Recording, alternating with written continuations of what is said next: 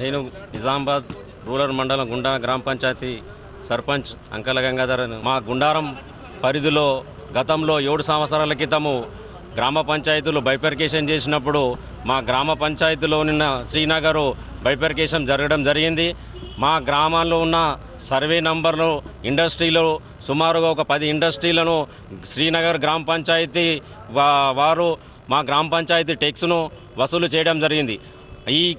మా గ్రామ పంచాయతీలో ఉన్న ఇండస్ట్రీలు బైఫర్కేషన్లో ఒక సర్వే నెంబర్ కూడా శ్రీనగర్కి కేటాయించడం లేదు.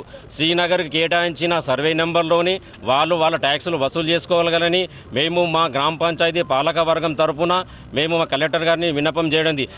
ఈ బైఫర్కేషన్లో మా గ్రామ పంచాయతీకి సుమారుగా దగ్గర ఒక 50 లక్షల నష్టం జరిగింది.